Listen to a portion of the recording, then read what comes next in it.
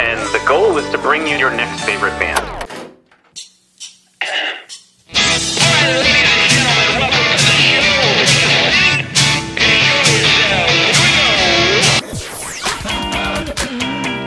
Sweet, that intro is my new favorite band. That's phenomenal. I'm so excited to be on. Yeah. I heard a rumor that you might be able to play that song live today. You heard correctly. Yes. Excellent. So, good enough for rock. I don't know when I rock out here on your next favorite band and show. and listen, it's going to be everybody's favorite band. Phil, you weren't supposed to make me get all...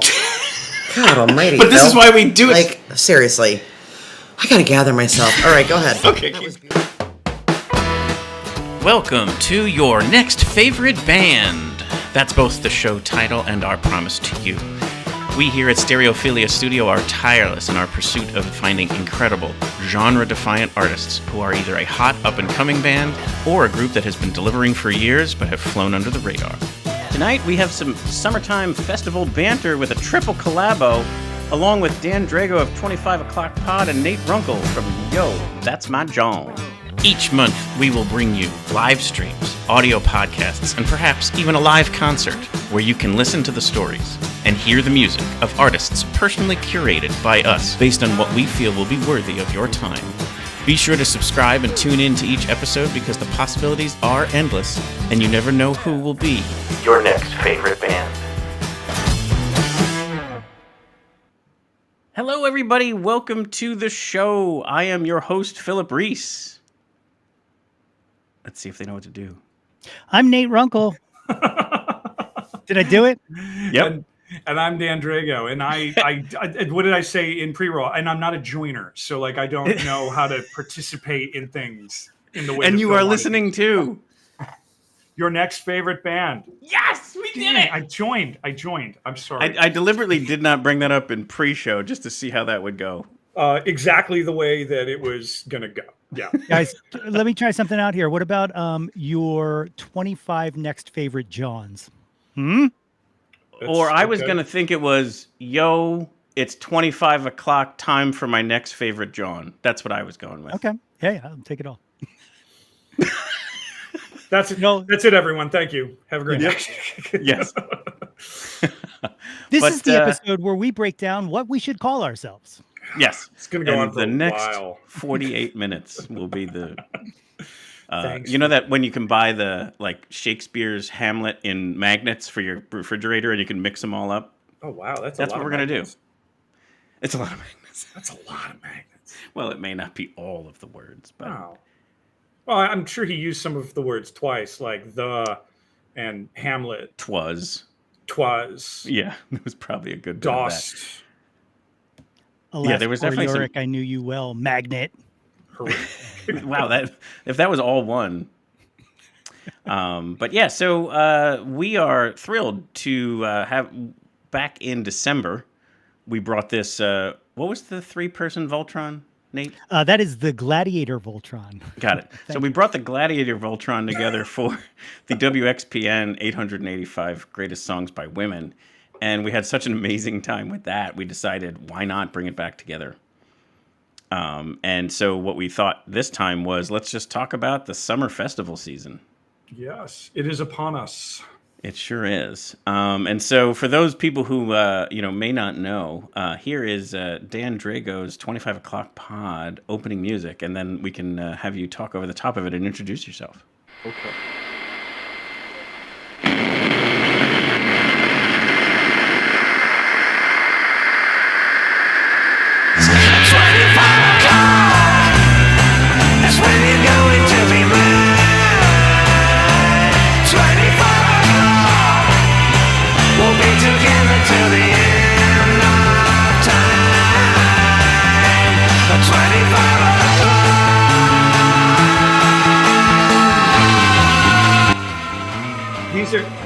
We need to get new photos. I did not take these photos. No, I didn't either. How could I?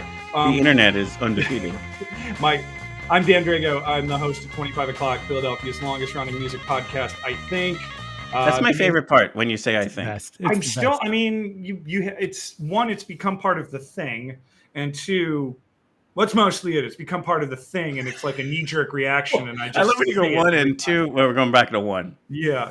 But no, I've been interviewing Philadelphia artists, creatives, music community people since 2014. So fall of this year is the 10-year, the big 1-0 for the show. And you hit the big 300 earlier this year. 300. My first show of 2024 was my 300th episode, where I interviewed the amazing Dave SZN. He's the drummer for the Hooters and also the founder of the In the Pocket project, and an all-out righteous dude.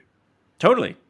Yes. And you are on 300 plus episodes of nothing but Philadelphia musicians and music adjacent. Yep. Dan, how do you even follow up 300? Like, what was 301? Brian Walker. It was. Wait, wasn't it me? No, it was you, and then it was Brian Walker. God damn it. Right. Come on, I teed that up. Oh, Let's try it again. Oh, wait, this is live. I'll edit it. That's right. No, and then Brian was after you. Yes. Well, you know what? When I did 200, I believe 201 was Brian. Okay. And then I think He's always around the century mark. And then I thought in my head that I was going to make him 301, but then we did you. No, you're right. Yeah, you were 301. And the reason why I thought that was accurate was he was 101 for our show. Weird. Brian Walker was episode 101 for us. Brian loves to bat in the 2 spot. And that's and your 2 spot batter is really, really important. Great. Yeah. They need to be good, because if your 1 spot gets on base, then your second roster has got to keep the rally going. Get them going, maybe get an RBI off of that or something. Right. This is the most sports I will ever talk about publicly. You know what's funny is we were talking sports the last time we got together, when we started talking about the stats of the when you said that you could get into sports if you were just following stats alone. Yeah. Yeah. Well, because I think the best sports reference you ever did was you pre-recorded your episode that was going to air right after the Super Bowl, and you recorded multiple openings. One where the Eagles won, one where the Eagles lost, and then one where, like, at halftime, an alien came down and vaporized everybody. Yeah, and I thought that was genius. I was covering the bases. The 3 things that could happen. The 3 most plausible outcomes. Yeah, it worked. It worked much better for you. What I did was I was at a Super Bowl party, and I took a portable recorder with me, because I was going to record everyone's cheers, and then we lost, and I was like, "Fuck, this is dumb. I'm not doing a podcast." No, then you record the tears. That's right. Because they were mine. You would hear no one else but me sobbing. All right, so welcome to the show. Dan Drago, 25 O'Clock Pod. Now let's welcome Nate Runkle from Yo, That's My Jawn. Here's your opening music. Can you, Ed, can you do this opening? Can I do it live? Yeah. Oh my God, yeah. Hold on. That's my Jawn. Yo, displace the guilt and embrace the pleasure. You taste in things that don't need to be measured. You ain't being judged, you won't get a score. So what the fuck is you faking it for? If you like it, you like it. Yeah, man. This guy flows. He's got flow. He is Nate 3.0. That's right. The bars come. The bars come. I do want to say one thing about this this theme song, and that is that there are music elements in there that come up multiple times, kind of like the check sound and kind of the feedback and stuff like that. And that is all from a sample pack by Sarah Tudson from Illuminati Hotties. And she gave me permission to use it in the theme song. So that's fantastic. Yeah, nice, yeah. So I like to say that's Nate 3.0 featuring Illuminati Hotties on the theme song to Yo, That's My Jawn. So my question is, what happened to 1 and 2.0? So it's funny. Everybody seems to think that it's like a computer reference and stuff like that, but it's actually a grade point average reference, because back when we used to perform, I was in a band called the Impact Players with my friend Randy Major, and we would always end up in like battle of the bands and stuff like that in competitions, and we would always take second place. So I named myself Nate 3.0 as an above average performer, but never the best, which is so a solid B. Yeah, I'm a solid B. That's right. So people are always like, when does the upgrade go through? And I'm like, when I get better. Yeah. You are That's a good answer. you are Nate both post breakup and post hiatus. That's right. For those of you Fish fans at home, Nate, it's Nate 3.0. Real quick aside, because we will talk about Fish at some point. Do you think 4.0 is real? I don't. No, I don't. Oh, go right on, man. Okay, because it's like, because then every band is in 2.0. The reference, folks, is that after Fish was in 3.0 era, after the pandemic, and they came back to play shows again, just like everyone else. The thing is like, oh, it's Fish 4.0 now, and I'm like, that's not true because everyone had to take that pause, except for Kid Rock. I think except for Kid Rock and Reverend Horton Heat, but you know. Right. Yeah. But yeah, so Fish is playing, right? Is Fish playing this summer around this area? Like, let me just preface this. So we are going to talk about shows for the summertime. It's going to be hopefully enjoyable for anybody. It's very focused in the Philly, Lehigh Valley centric, like Eastern Pennsylvania, Western New Jersey area. But these are bands that are touring everywhere, and so like, if we talk about somebody today that isn't, you might like what you hear, they're probably going to be coming near you too. So just look it up, and we'll do our best to kind of give it to you, or reach out to us and we'll let you know. But Fish coming to the Philly-ish area, right? Dover. They're going to be playing their 4-day. It's a 4-day festival. The first festival since the ill-fated Super Bowl got canceled. So there is a difference between a 3-night run of Fish, much like we saw in Atlantic City in, what was that, 2021? Yeah. Time is a flat circle. 2022, I think. 2022. Unlike the 3-night run of them in Atlantic City in 2022, or like a 2-night run at the Man, a festival is a 4 days of the band. And I already know people are rolling their eyes. 4 days? My God. What are they going to do? Play one song? We should be so lucky. How great would that be? But a festival has a lot of art and just a lot of experiential stuff going on around it that sort of elevates it above just like a show run at a shed or a big venue. So I'm not a Fish person. Like, I like their music. I'm like maybe the one person who's like, oh, that's fine by me, but like, there are many, I just more mean like a lot of times it's very like, you either love it or like what's going on. I would recommend somebody, before you make any judgment, go see a show, like go experience it before you make any kind of a judgment around like anything. As I would probably say that's pretty good advice for anything. If you have a strong opinion on something you've never experienced, you're probably not qualified. Yeah. But anyway, so they're playing 4 days in Dover. It's called the Mondegreen Festival.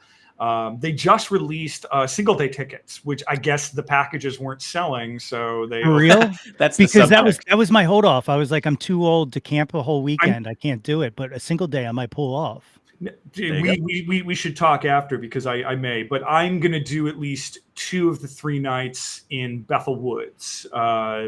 Because I've never been to the venue, Bethel Woods, the site or adjacent site of the original Woodstock, and it's a beautiful outdoor amphitheater, and I've never been. And one of my best friends from high school lives 20 minutes down the road from it, so we're going. Yeah. Well, so I guess the other thing too is like I think all 3 of our shows try to bring a music discovery element to the audience, and most people already know Fish, whether they love it or hate it. The other bands that are playing this summer, Rolling Stones, Willie Nelson's Picnic. No one's ever heard of them either, right? Yeah. Yeah. Bob Dylan is somehow a lower font somehow on that show. But and then Dada's got a reunion tour. So there's a bunch of stuff out there that people already know about. What we're going to focus on is the stuff that you may not already know about. And so we're going to shine a light on the stuff that we hope you might take an interest in, because you trust us to say that's worth your time. And so that's mostly what we're going to focus on today. And one behind us, I didn't get to go to it for multiple reasons, but I wanted to kind of bring up Sing Us Home, because that tends to be, for this area, the gateway into the festival season. And Dan, I know you were there. Yeah. I went to the first day. It rained a lot on the Saturday and Sunday, And as is my thing, I did the same thing for XPN Fest when it rained out. I did not attend. Well, I had somewhere to be the following week, and I thought the last thing I needed to do was arrive there after having stood outside in like high 50-degree weather in the rain, and then like go. Actually, no, I had to go work. I had to work the Rochester Lilac Festival for like 2.5 weeks. So I thought, hey, let's not start an absolute gauntlet of 2.5 weeks with the sniffles. Some kind of a head cold, yeah. Yeah. But day one was fantastic. I tend to like the opening day of the festival because they do the thing they do, like they call it the Hawes Family Campfire Series, where there's anywhere from the first year there were 3 people on stage, and this year I think there were 5. But 3 different artists on stage just trading songs back and forth and talking. And this year it was Dave and his brother Tim helping back him up. It was Lara Jane Grace, it was Amethyst Kaya, and it was Langhorne Slim. Am I forgetting anyone? I was there. Well, let's bring on Jesse Lundy. He was part of Rising Sun Presents, who was part of the lineup there. So, Jesse. Hi, guys. How are you? How you doing? Hey. We're doing great. Yeah, we can hear you just fine. I did everything wrong, and I don't have a microphone or a headset, and I'm using a cell phone, so I'm very sorry. I am over. You hit the triple play right there. Yeah, right, exactly. I did read the instructions. I did not follow them. I'm actually... Which is worth something. Now, I just want to say first, of course, I know Phil, I know Dan, but Nate, we haven't met yet, and it's good to see you in real life, my friend. Good to see you as well. Good to see you. I'm happy to find out that you're not like an AI-generated podcast. Happy. It would be awesome if he was just a bobblehead. Or where's the Muppet? It's right behind him. There we go. Yeah. So I don't know whether you can hear it, but I'm out. I know you're talking about summer concerts. I'm at Eagleview Town Square tonight for the kickoff of our season here. We've been here since 2001, and of course we did miss the summer of 2020. But beyond that, this is technically our 23rd season, right? Yeah. You do the math. And tonight, Nicole Zell opened the show. We love Nicole. And Yam Yam is on right now. I do enjoy Yam Yam.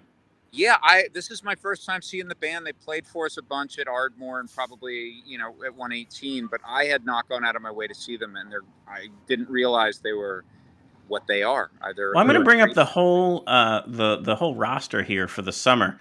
So tonight is Yam Yam on 6/4. Yeah, right. 6/18 WXPN presents Cassie Valaza with special guest Sequoia. Yeah, she's a Nashville act. 7/2. Yeah. Sorry, go ahead. Yeah. I'll just rip it through it real quick. 7/2 XPN welcomes Julia Pratt. Swing the Cat. Swing that cat. That cat. Swing that cat are at Ardmore tonight, actually. Bizarrely. Yeah. And then July 16th, is it Eddie 9V or 9V? No. It's Eddie 9V, who is a killer. Nailed it. Yep. Yeah, I was enjoying his music when I checked it out earlier. And then Glenn David Andrews, 7:30, Handsome Jack and Scott Tornett. Okay, so wait. Fantastic. Let me stop you for a second. I just want to say, with all due respect to all of the artists, that Handsome Jack, people like, oh, what kind of music do you listen to? Handsome Jack is the kind of music that I listen to. And if you haven't heard them, they are so awesome. And I'm so that was going to be my one question. So after we ripped through this whole thing, I was going to say, who do you recommend? Because what I will add is last year, you and I met at one of these shows because Sonny War was playing, and I caught the show, and then I saw you there. And it's like, you talked about it when you were there, that the Eagleview show is almost like your... I know these VACs are going to be amazing. Yes. And they're free here for now, and they won't be for long. Yeah, I'll just say very quickly that, what I always tell the crowd here and what I always tell our clients at the Henkin Group who put this event on, I'm like, your bragging rights are 1 to 2 years down the road. Sure. So, like, for instance, Daniel Donato, Avett Brothers, Amos Lee, Grace Potter, Melody Gardot, just off the top of my head. Those Sure. are all acts that played here, and all of them were opening acts when they played. Right. Yeah. So I'm like, one of these acts this year will definitely take off. I don't know which one it'll be, but that's the plan here. Yes. Yeah. And this is where it's like, it's so cool to have you on, because this is the genius of what Thank you have. This genius is the word I would have used too. it's this just ability to recognize and pick talent before it's emerged and put it on these stages where, okay, this is a listening crowd. It's a free show, but they're going to come out and listen. So the artist is going to enjoy it. And then the crowd's going to enjoy it. And then they're all going to go 2 to 3 years down the road. Holy shit, I saw them free down the road. Yep. I mean, Donato's doing 2 nights for us in October at Ardmore without an opening act. He's going to it's just Daniel Donato's. You saw 2 nights there. Yeah, and everybody knows the Avett brothers, obviously. Sure. And last year with Sonny, I also saw B. Taylor, who's also emerging talent. So lots of great stuff there. So Eagleview, if you live anywhere near that, go see one of their free shows. You're going to love it. The other one we wanted to bring up was your Concert Under the Stars lineup. And then this is this one. So this is not free, but this is definitely worth your time. This is down in King of Prussia. Yeah. Oh, you're having Raylan Baxter. I worked with him last month. Yeah, there's a lot of good stuff. Is that the one that's got New Pornographers are in there? They got added late. I am so hyped for that New Pornographer show. Oh my god! And in addition to that, Cracker is next weekend, and Nick Molly Lowe, Tuttle, Strace Jackets. Yep. And it's funny that you mentioned New Pornographers. That was one that Dan wanted us to play a little bit of a track from. So we're going to bring on some New Pornographers here for people to Yeah. So let's play some of that here. High Ticket Attractions is what we're going to play, just to bring in some music. Good morning. Will Danny get here? Please push the principal's office if he is. Thank you.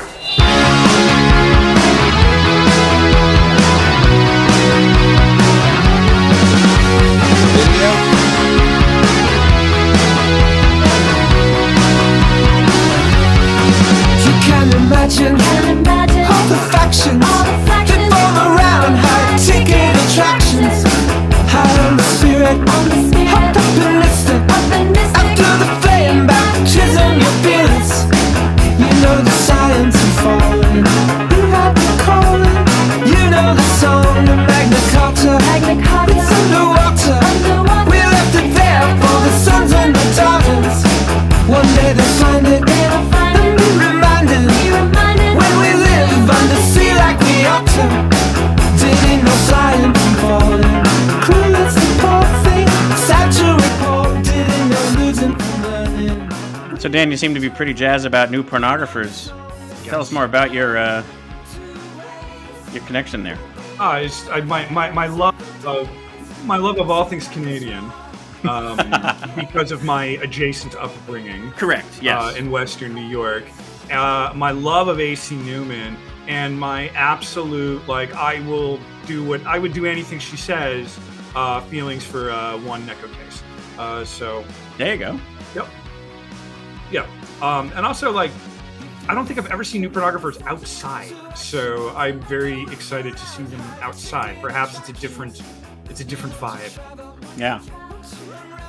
So Jesse, if you don't mind, tell us a little bit more about. So you're involved with, again, previously Point Entertainment, now Rising Sun Presents, and helping with the talent buying of all these different, venues and festivals and stuff.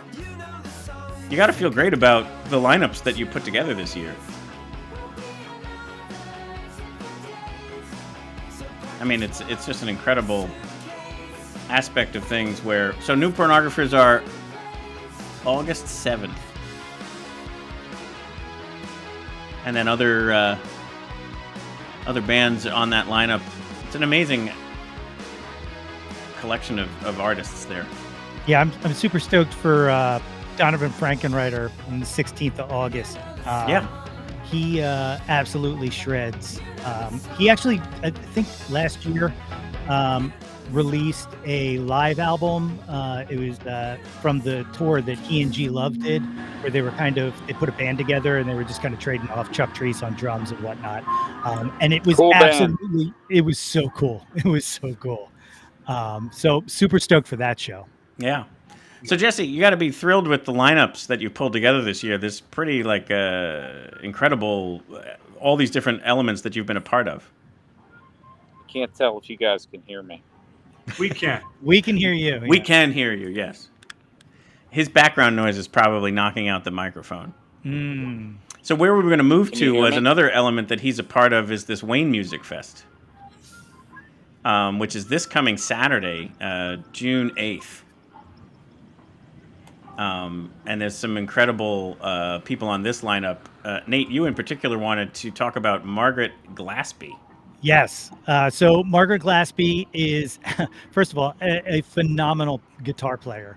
Her album Echo the Diamond was like the number 2 album, I think, on my top 30 last year, number 2 or number 3. And was the top artist I listened to by far. She's absolutely phenomenal, just an incredible songwriter, like I said, an incredible guitar player. But she most recently just released a EP of an acoustic EP, and it's so like intimate and at certain times feels like I'm intruding in her personal space listening to it. Right. It's just absolutely beautiful. And I do have a song queued up here, the song Get Back. Yeah. Oh, God. Great song. Go for it. Yeah. So here's some Margaret Glaspie for those of you who don't know it. Here's Get Back.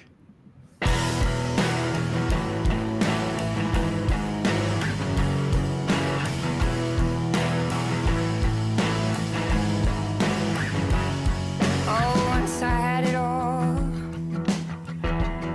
or did it all have me? When you're dripping in your privilege, you don't know the difference between what you want and what you need.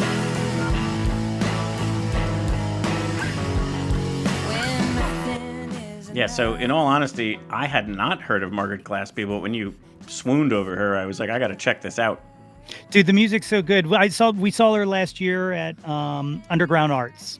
And she's just as good live, if not better. Big fan, and really excited, hopefully, to make it. I have a fishing trip that I have to go to, that I'm going to on Saturday, and hopefully I get back in time, because I really want to catch that. But also, of course, I have to get up at 3:30 a.m. So yeah.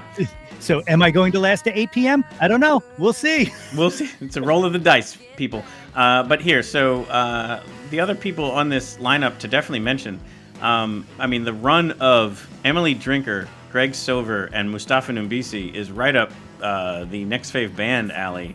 2 of the 3 already on the list, and then Greg Silver was getting scheduled for later this summer. So 3 of those 4 acts have been on the show. I got all 3. Plus, who else do I have on there? No, just the 3. Yeah.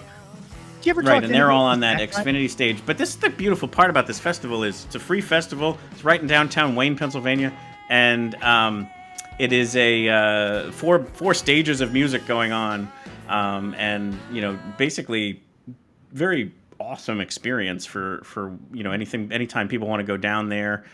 Some other great ones, Taz, the Brandon Taz Niederauer, I believe you pronounce it, but he's a phenomenal guitarist. It's just insane. And of course, the legend, the great Tommy Conwell and the Young Rumblers, my friends. Come on, how killer. Yep. Good stuff. Yeah. So that's a couple of different ones we wanted to touch on there. So now we're going to bring on our next guest, the wonderful, super talented, and light of the world, Shug Daniels. The light of the world. Seriously. Whole world. Yes. So people who don't know are going to witness it firsthand right now. But Shug, welcome to the show. Hey, everybody. Hello. Guys. Hello, hello. Thank you for having me. I seen Absolutely. somebody, I don't know who did the caption, but it was like, these jabroni boys are hanging out. And I was like, oh, I love that. The No, jabroni boys. jabroni is definitely a term that can be used for. Yes, for all I'm a three. big fan Oh, of am the I not frame. allowed to say that? Am I? No, no, it's. I'm I'm so not sorry. sure. No, You can it's cancel me. not. I wasn't trying to be racist. No, I think it's just an old-timey phrase for knuckleheads. for is really what it knuckleheads, is. yeah. Isn't that the best though? That we live in a world where like we all You are take a at least- pause. Like we're all conscious of it. Wait, Like, wait, I've used that my whole life. Is that fucked up? I might have said it wrong. Like, Daniel's light of the world, and I come in like, you bunch of jabronis. No, that's correct. No, it's so funny too. You're just like, wait, is that just a word that you guys can use to call each other? Yeah. And we're just like, No, this is no, it is not. Educate me. I will always be ready to learn about how to respect the people around me. It's good for business, also. You know. Absolutely. No, I completely understand that one. But yeah, no, in this show, you can say whatever you'd like. Especially towards me. But anyway, thank you, Shug, for joining us tonight, because you're here for kind of like two reasons. One, we want to promote the show that you're a part of that we're putting on. Yeah, that's gonna be fun. So we want to shine a light on this one. So and did you see what I did there? It'll reveal itself in a couple of minutes. Light on it. Yes. Yes. So this coming Sunday, June the 9th, Shug has honored us with, so the very first time that Your Next Favorite Band is putting on a Your Next Favorite Band Presents. And so what this show is trying to become is a series of concerts, live in-person concerts of what the show tries to do. Music discovery, under-the-radar artists, put it on a stage, and if you hopefully start to trust us, you'll come out and see these shows because you just know that what you're going to see is a great time and a great music experience. So for the very first installment here, Godfrey Daniels, this coming Sunday, Bethlehem, Pennsylvania, at 4 p.m. And so that's a nice, sort of matinee show on a Sunday. You can still get home and not worry about, being out too late. But anyway, Shug Daniels is going to be on the stage as a duo, right? Yes. Yeah. And then the other, it's kind of a co-headliner show. Also, the local band, Roy and the Secret People, are doing their acoustic trio. But tell the people what they've got in store for themselves here up in this Lehigh Valley to get them to come out and see this show. Yeah, I'm super excited. The gentleman that I'm playing with, his artist name is King Jester. I met him through the Black Opry, and he's been. Oh, that's awesome. Yeah, he's been booping and bopping around, and I always feel like meeting people in the Black Opry is always fun anyway, because it's immediate, like coming home. You're just like, "What's up, cousin?" But you ain't never exactly. I ain't never met this man in my life, but we immediately gelled, had a great time. He's a phenomenal player. I swear. I mean, I know I'm only 33. I haven't met a lot of players, but I've met enough to know that this guy is like legit.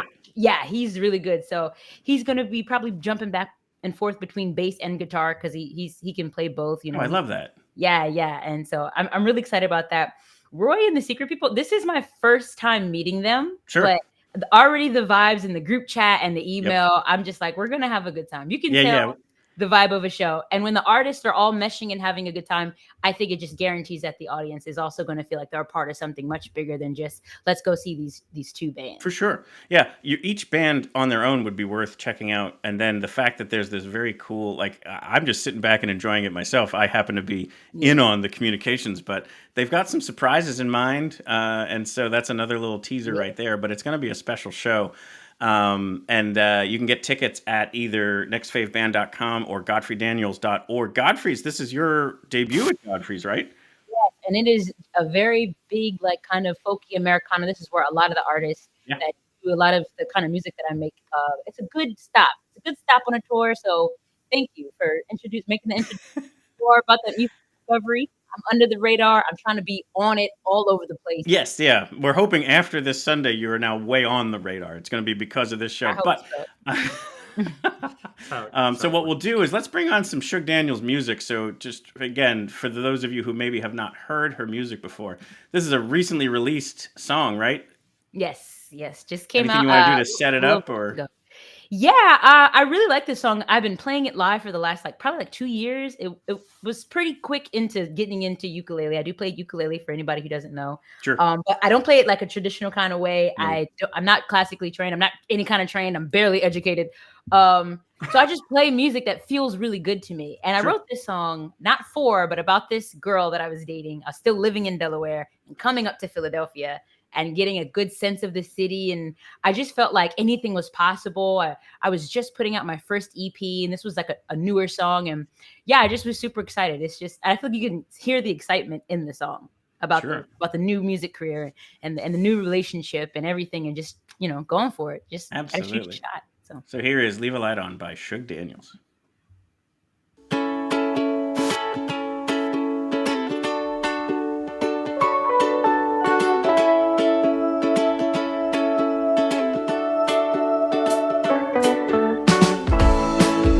Hey, little bird, I love the song you sing,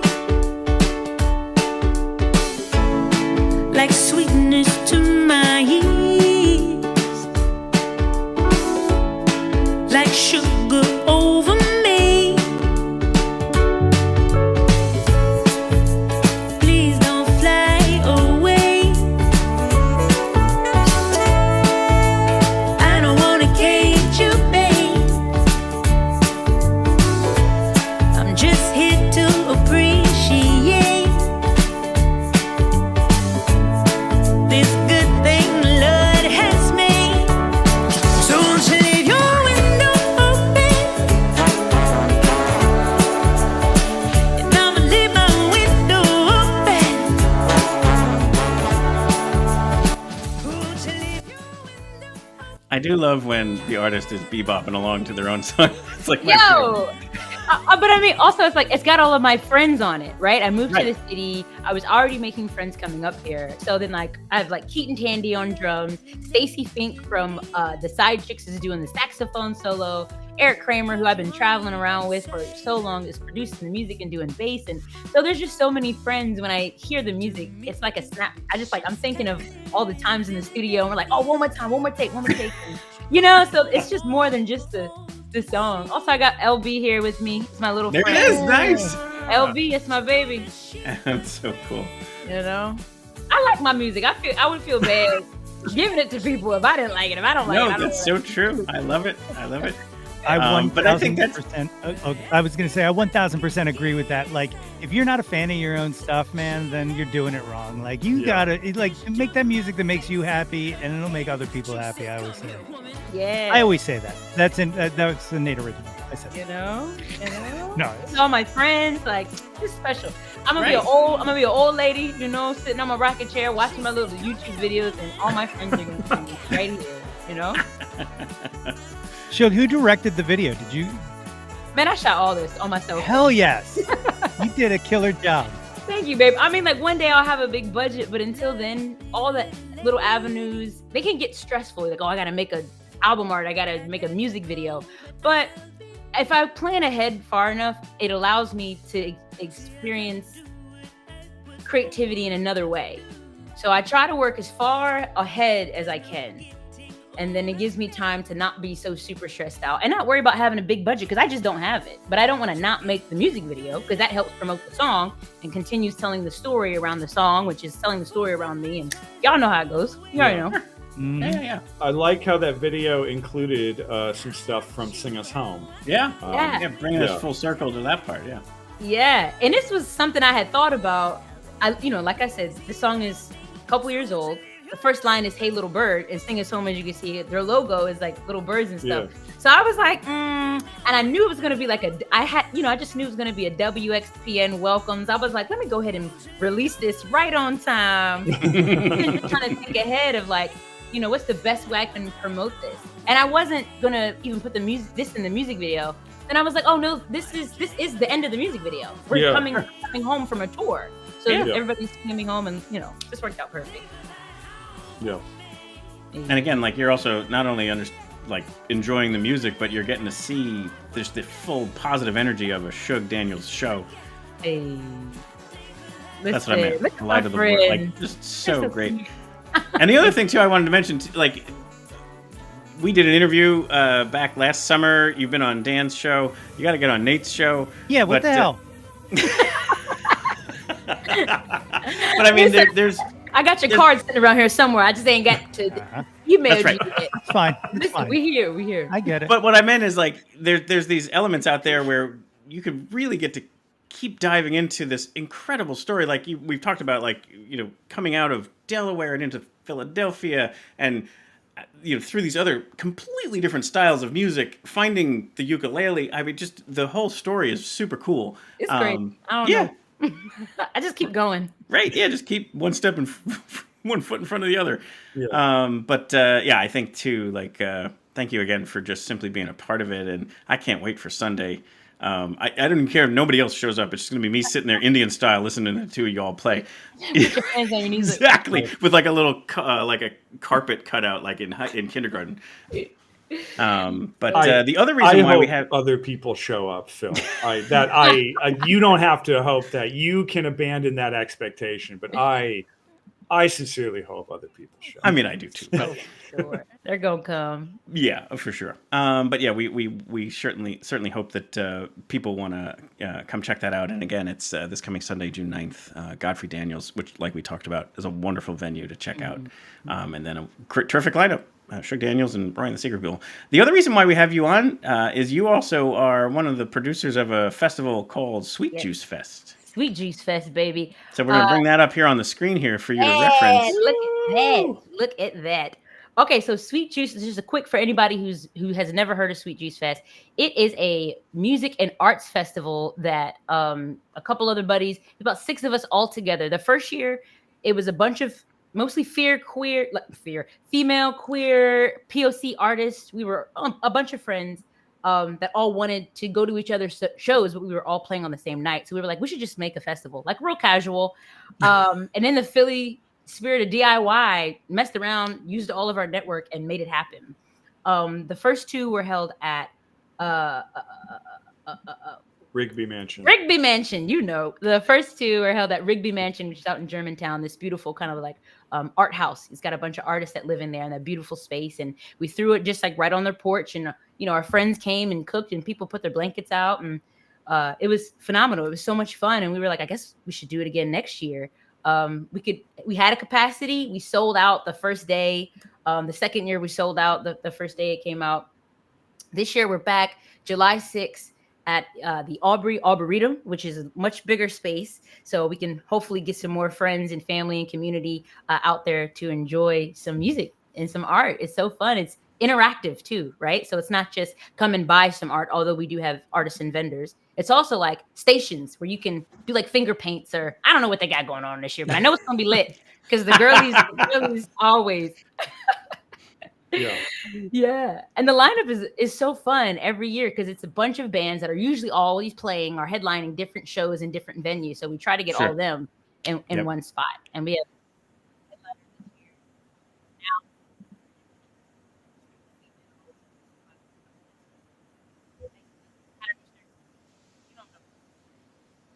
And I love Marissa Paternoster. So Noun, just that music coming off of Screaming Females, I just think is so cool.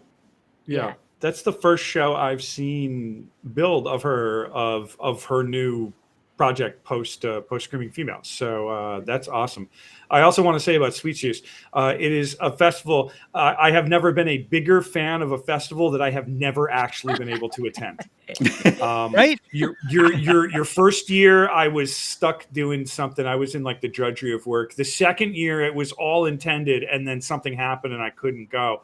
So I kind of feel like I missed the 2 like OG years of Sweet Juice Fest. So maybe I'm just like a tourist now, but like I'm very, very excited, and it's on my calendar for July 6th. And we're just like, I'm hoping that nothing dumb happens. Nothing's gonna happen, baby. You're gonna come out. We're gonna sit in the grass. We're gonna lay out. We're gonna make some finger paints. We're gonna listen to some music. Life's gonna be good. All my favorite pictures of it in previous years is like, you just look at it, it's just pantheon of all the different people of just all the different kinds, colors, sexualities, identifications. And then always in the back, I'm like, and there's John Batiste just hanging out. It's my favorite. I'm just like, and John Batiste. But he's like the patron saint, I feel like, definitely of like local musicians, indie musicians. Totally. He's everywhere. 100%. he'll be like 3 shows in one night. I don't know how he does it. I don't know. How He gets very tired, and then there are periods of time where he doesn't leave his house. Yeah. I think that's how he does it. Yeah. But yeah, it's going to be, it's really exciting. We had American Trappist last year, which is a big band. Like, whenever we're like, okay, who we're thinking about this year, I was like, American Trappist. I don't know if you guys have ever seen them. Phenomenal. Like, Yeah. oh my gosh. So let's go over it one more time. July 6th. Tickets go live June 6th, though. So just Right. go to the website, email list. You'll get it right to your inbox. There you go. Mm-hmm. Well, Shug, thank you so much for joining us tonight. Can't wait to see you Sunday. That's And amazing. then Sweet Juice Fest. And then obviously there's probably tons of other things that you'll be doing the rest of the summer as well. Yes, I'm very happy, but I'm definitely trying to pace myself, you know. But Is, so like, is one of those things coming on my podcast? Because what the fuck?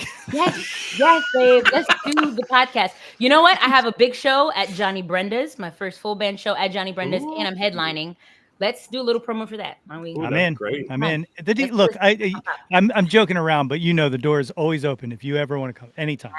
I know. I appreciate you too. I know you're not messing around when you say that. It's true. It's true. Absolutely. There are. I'm not going to name them all because I don't want to make other people jealous. But there are a few acts in Philly who just make my heart swell to watch them succeed. And you are 10,000% one of them. Thank you. I feel the same way. I've watched all of you guys over the last couple of years, and it's just wonderful to see you all sharing space and like champion each other. You know, Someone's got to do it in the cutthroat podcast, the cutthroat independent music podcast world. You know, we could compete and throw shade. That's the 90s version. The 90s version would be for us to like compete and throw shade and like talk about each other, you know, like the Gallagher brothers. But you know, 2024 is all about collab. Well, can I tell you something very funny? You know, Phil earlier asked me to forward through the theme song. And as I was looking for the files, I saw an instrumental and I literally had a 2-second idea where I was like, I wonder if I can steal some time real quick to go to the break room because I was at work, to go to the break room and cut like a new verse that's just a diss track shitting on everybody else except for me. And then that would have been funny if you had pulled that off, and also for all your colleagues to hear you suddenly doing that in the break room. Right. That would have been really. That's really good. Yeah, people are walking by the break room and just hear wop wop wop wop wop. Fuck them up, Nate. You know, like, I'm pretty sure we're gonna do this again. Let's do that. Plan for that for the next one. I will. Yeah, and I won't listen. I'm just gonna bring it up. Like I'll just let it happen. That's how you get people to tune in for real. That's how you exactly. Yeah, it'll They be gonna like wanna hear a little Christmas present. But creating our own beef between the three of us. Exactly. Well, Shug, thank you so much for joining tonight. And people, get your tickets for this Sunday and also for Sweet Juice Fest on July 6th. Yes, can't wait. Thank you guys. Absolutely, Thanks, thank Shug. you. Gents, we are soldiering on here. The next venture we had here was one that Dan, you wanted to make sure we touched on here, Beard Fest. Oh yeah, Beard Fest. So that's so there was a band called Beard Space, or they were called Out of the Beard Space. Zach Lepresti kind of fronted that band. He's an insanely great lead guitar player, and very much lives in the jam world, the hippies spinning around in the woods. Concert festival. Sure. And they've been doing it on Hamilton, New Jersey for a bunch of years too. And for people who aren't familiar, Hamilton, New Jersey is kind of smack in the middle of what they call the pines, the New Jersey Pine Barrens, which I've been hiking for years and years. Like I think long before I even knew that Beer Fest was a thing. And there's like all kinds of like camping and stuff down there. But it's a really, really gorgeous part of not just the state, but like of the country. I think we're very fortunate to live as close to places like Hamilton, New Jersey, as we are in Philadelphia. It's a 45-minute drive. So, but killer lineup. I mean, you've got Beach Space, you've got Mono Neon, Moon Hooch, Thumposaurus. These are all big kind of regional groove and jam bands. Sure. Octave Cat, Muscle Tough, who just celebrated their 10-year anniversary as band, which is great. My good friend Nick Greeley and the Operators are playing. Koof Knotts and Christine. Koof is on a whole bunch of festivals this summer. We'll be and talking about him in Christine. a second here too. Yeah, and then some as I move down, and this is like a good eye exam for me right now. Yeah, can you read as I move line down, 3? some other Philly artists. Well, I see Velvet Rouge on there. They're like Yep. on every festival lineup. Going. Star Destroyers. Don't sleep on Star Destroyers. Nick Greeley hipped me to these guys. He and I were sitting On name alone, Nate is interested. Yeah. Nick Greeley and I were sitting in the Penrose Diner in the winter, in the early part of the year, and Nick was getting ready to drop the Beard Space lineup that week, and he showed it to me, and I said, I'm like, Star Destroyer. I said, they've been popping up all over my feed lately. He kind of looked at me. He's like dead serious. He goes, dude, don't sleep. And they're outstanding. They're outstanding band. Crickets and Cicadas, another great band that's always been kicking around. Awesome Kozer. name. I had Kara on not long ago from Kozer, and that was a trip.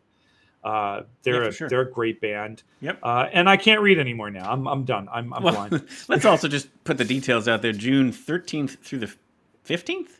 Yep. Hamilton, New Jersey. That's a 16. That's a 16. Wow, 13 through 16. Neither of us can read. No, we are needing reading glasses. But yeah, shout out to Velvet Rouge, Gina Zoe, fronting that band. They like you said, they're kind of everywhere this summer. Yeah, totally. They were Ladybug Fest, which was recently, and a couple other ones. They get to make up Musikfest as well.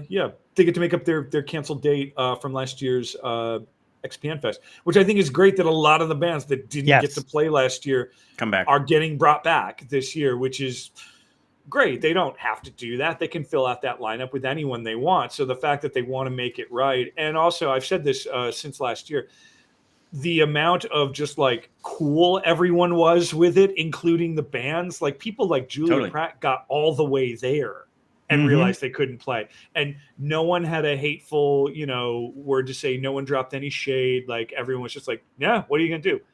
So knocking on wood. Yeah, it was really funny because we both talked to Julia shortly after that happened, and then I talked to Gina from Velvet Rouge, and like literally the first 5 minutes of both of those conversations were me going, "You two were like the two acts I wanted to see." So yes, I'm definitely glad as well that they're coming back. Like that's that's cool, man. Yeah. And Beard Space is like a cool, small, independent festival that's going on for many years and grows every year. And I love seeing stuff like that. Much like in the line of Sweet Juice, I think they have a few more years under their belts than Sweet Juice, but like it's just fun to see these small. Yeah, I think. And I don't use the word small in a diminutive way, but just 12th like annual. Yeah. Is it 12 years? Yeah. That's what it says at the top there. Yeah, I just like seeing these like concentrated regional things that like just continue to perpetuate because as we've all been reading in the news lately, just in the last couple of weeks, the number of like huge headliner bands that are suddenly realizing that like, oh, maybe we can't pull together what we think we can pull together. Sure, Now there's all kinds of other corporate machinations behind that drive that, but I would hope that more people, like for example, say you can't go see the Black Keys at a big arena this year. So like maybe you want to take a fraction of that money and go to something like Beard Space or go to something like Sweet Juice or go to Phil's show at Godfrey Daniels. You could see 20 shows for the price of going to see one band in a giant arena. And it's, for lack of a better term, it's going to blow anyway because it's a giant arena and it's not Fish. And here's an even better idea: you could just pocket all of that money and go see stuff at the Levitt SteelStacks. Guy with the Segway, right? Boom. Which is totally free. And joining us now, Shayna Super. You have an amazing title now. What is it? The director of the SteelStacks? Yeah, so I'm executive director for Levitt SteelStacks, and I'm still the Arts Quest programming manager as well. So I got both those titles in there. Yeah, so there you go. Not only the Levitt stage all summer long, but Musikfest all free for the most part. There's some obviously headlining Musikfest acts, but for the most part, there are a lot of free concerts. So thank you so much for joining us tonight. Yeah, thanks for having me. Absolutely. So the focus tonight is going to be the Levitt stage because even though Musikfest is 60-ish days away, that's still a lot of music between now and then. So we're going to focus on Levitt since there's so much great stuff going on that stage. But congrats on becoming, the executive director of that Levitt stage. I mean, that's such a cool opportunity for you. And the Levitt Foundation is such a cool thing that I want to make sure we do talk about that first. That I don't know that a lot of people fully grasp or get what that organization is all about and what it does across the country. Yeah. So I'll start with like a story about the founder. His name was Mortimer Levitt. And when he was young in Connecticut growing up, he would stand outside ticketed concert venues, couldn't afford tickets. And just in that moment was like, I wish that there was free music that I could see. So later in life, when he becomes financially able to, they open Levitt Westport, totally free venue in Connecticut. And from there, really with the help of his daughter, Liz, who sadly recently passed away, I was going to bring up the site while you were chatting because there's a wonderful dedication to her. Yeah, I mean, the legacy they've left behind is crazy. I mean, it's just so impactful. But with her help, they became based in LA and added Levitt Pasadena, Levitt LA, and over time now there's 7 permanent Levitt venues across the country. But now there's also over 35 AMP sites, what they call AMP and Vibe sites. Sure. Which are basically smaller concert series that just need that extra bit of funding to be impactful. So Levitt's. So on this map, the light blue pinpoints are the permanent stages, which includes the SteelStacks. The red ones are the ones that are these kind of pop-up stages, which are also bringing free live music to those communities. Yeah, and then the purple ones are they're called Vibe sites, and they're more. They're within big cities, but within those cities, neighborhoods that don't see some of the arts that the cultural hub of Chicago might, but there's other cities that aren't experiencing that same opportunity and accessibility. So they're kind of focusing on those areas to make sure that it's equitable across cities that you can see. Very artsy. So right there, you can come to levitt.org and learn more about the organization and the locations and everything that's kind of going on. But like we said, we are lucky enough here in the eastern Pennsylvania area to have one of these permanent locations, the Levitt SteelStacks stage.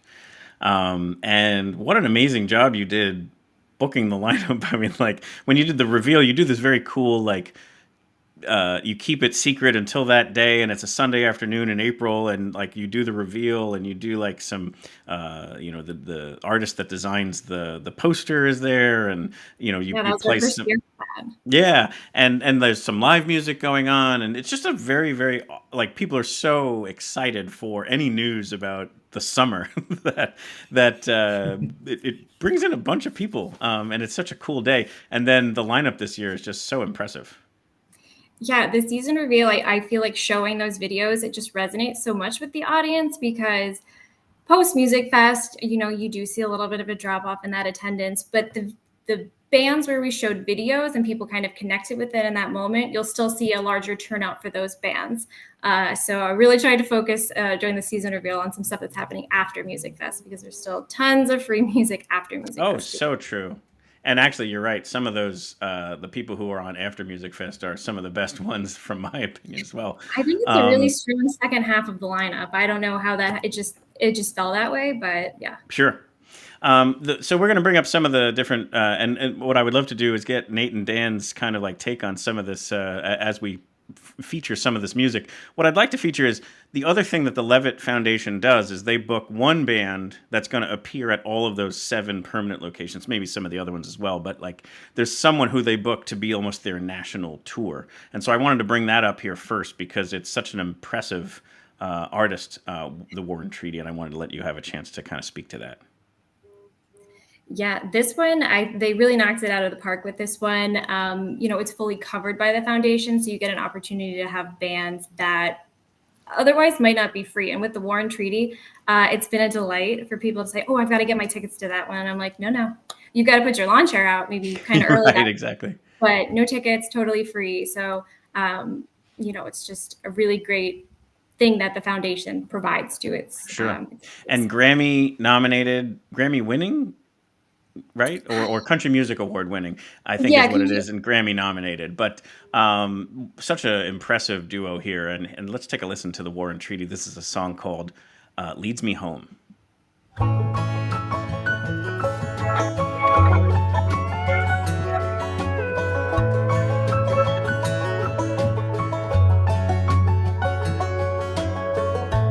Life's a journey, about getting by till you get to the by and by and meet your maker up in the big house in the sky.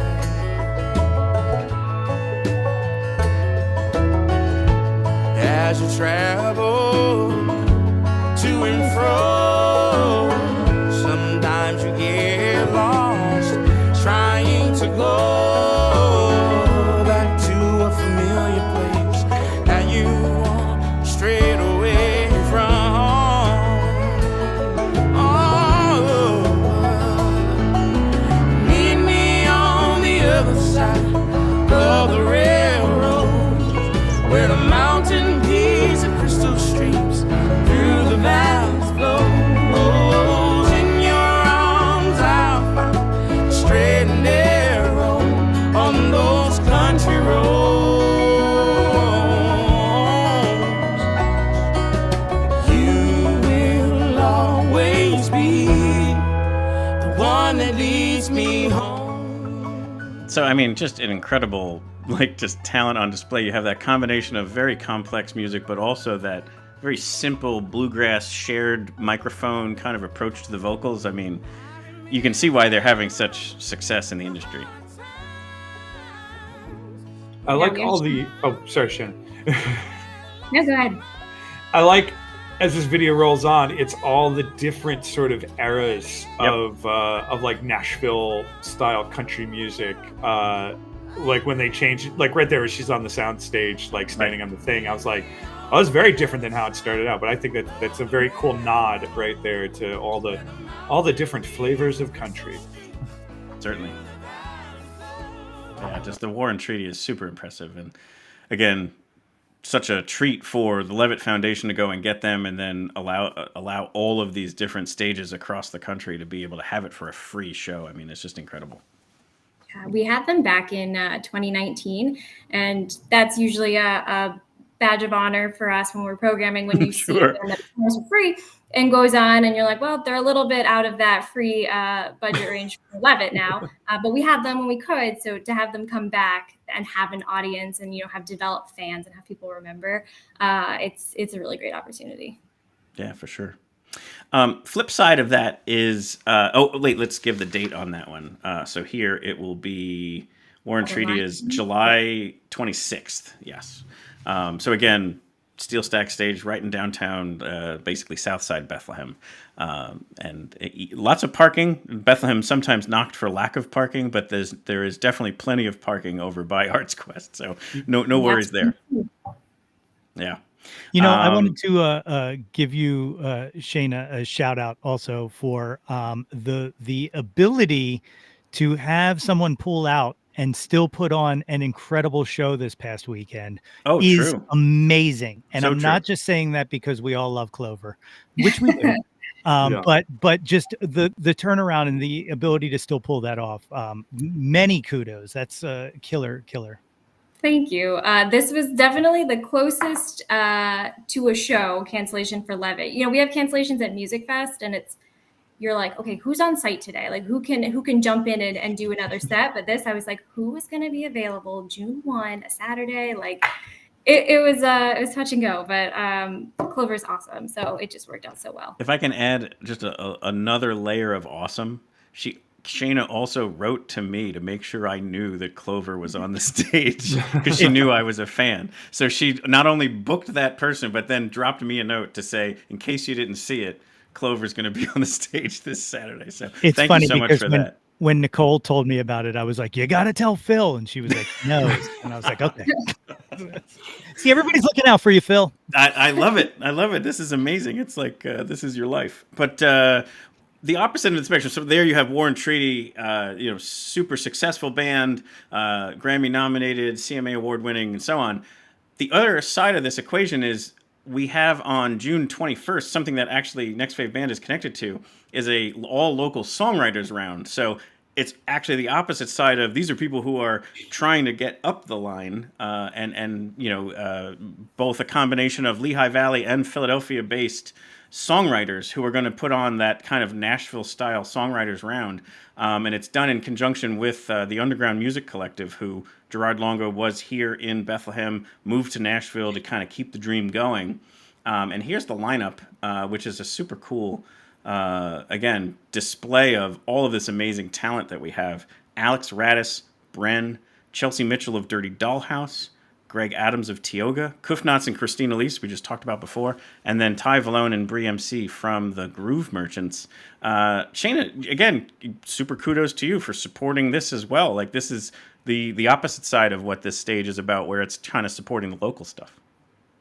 It just, after seeing it in this past fall when it was in the Blast Furnace Room, it's an outdoor space isn't always the best listening space, but I think Levitt is. I think Levitt can be a lot. It totally is, yeah.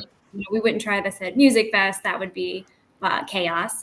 But this, I think, is a really good opportunity for people who come out to listen to the bands. And when you think people are just coming out, people do come out just because they trust what we're going to have. But they give their feedback in the end. Like they are listening and they are making fans out of these people who come back and see them. So it's a really engaged fan base too that comes to Levitt. Agreed. I think that's true of Bethlehem in general. Like, there's a lot of people who I bring on the show who always say, I love playing Bethlehem because the musician, the supporting people, so like all of the kind of behind the scenes people care, but then the audience cares. And so that's just a very special thing that I guess they don't always get. And so we're proud of that. And then, like you said, you get to almost tap into that and give them maybe what they want, which is maybe something that they haven't heard before. But the beautiful part about it is all these local genius, brilliant, songwriters who are, going to be on that stage that day. And I think it's such a cool thing. It's a different kind of environment for people to kind of do that. So that's Friday, June 21st, the first day of summer, is Sounds of the Underground, which is those 6 songwriters. And then the small stage, the late night stage, is also local rock bands, which were also kind of curated by UMC and NextFavBand. So definitely a very cool night to come out. So a couple other people we wanted to kind of highlight from and again, the full lineup is out there. It's something to kind of check out, because the ones that maybe we want to highlight tonight, it will be different than what you'll want to listen to. But these are some ones that we wanted to make sure that you were aware of, as far as being and most of the ones I picked are people who've been on the show before. But the first one I wanted to highlight, and again, we're kind of going in chronological order now, July 5th, so it's a Friday right before 4th of July. One of my absolute most favorite bands of all time now is Bandits on the Run. It's a marvel to watch them, because you before they start playing, you're seeing a cellist, a dude with an acoustic guitar and standing in front of a suitcase, and a woman who is playing either an accordion or like some other kind of child's toy. And then when they start to sing their harmonies and play their music, it's just absolute magic. So here, check out the song "We Battle Giants" by Bandits on the Run. We battle giants.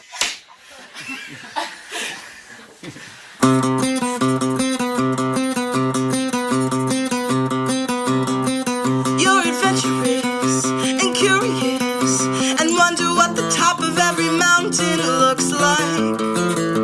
I follow you to great heights, and we could hang out anywhere, but you wanna hang out up there. So I follow you through woods and towns, down in the earth up to the skies.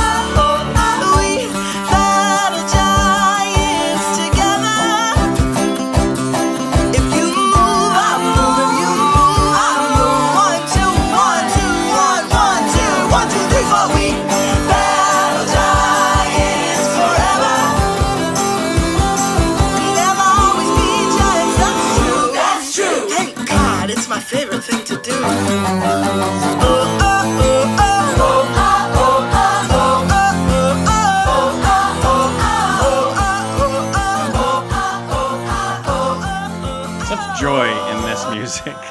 Just everything they write, I think, is so amazing.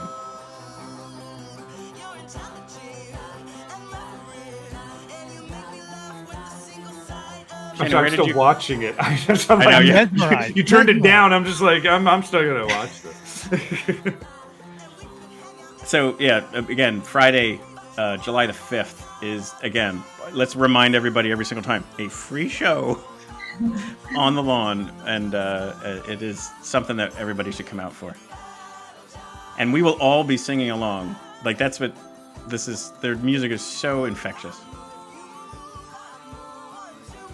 My colleague Allie, who books a lot of the free shows with me, she saw them at Folk Alliance, a conference that happens in Kansas City, which is just in one hotel, and all of these bands have hotel rooms, and there's like official showcases, but at night all of the bands just push their hotel furniture to the side, and like every hotel room is a stage basically.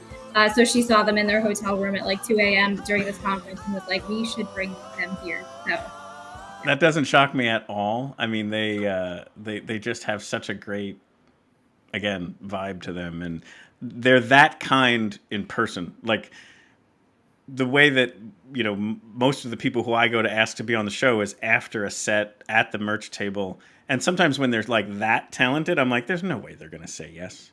And within, like, before I could get the sentence out, they were like, yes, when do you want to do it? I was like, my goodness, you're just the nicest people around. Like, they're just so great. They're really wonderful people. I got turned on to them because I braved the weather to make it to Phil's 50th birthday party up in Bethlehem earlier this year, and they were the band, and it was really something. And like Phil kept telling me, like, you have to see this, and I did. Yeah, they are terrific, and I almost wanted to bring on more of their music, but just go see them play live or check out their catalog or all of the above.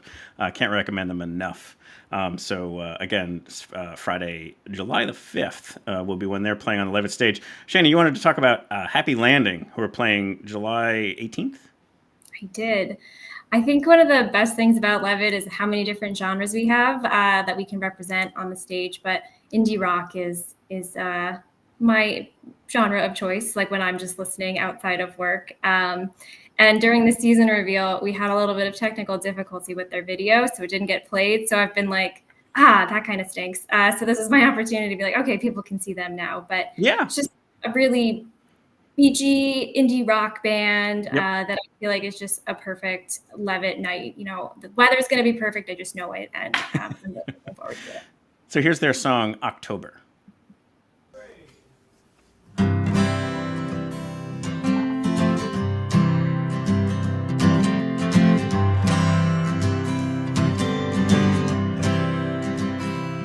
Well, the light doesn't shine just on anyone, and I feel so fine on this harbor line.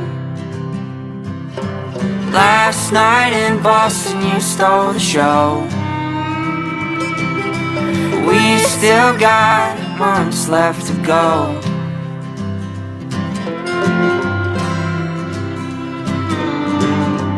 Gotta love when they shoot a gorgeous video too. I'm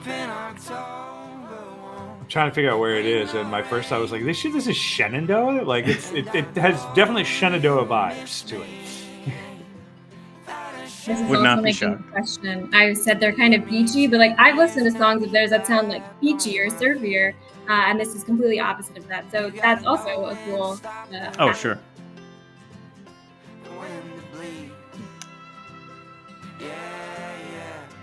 Ooh.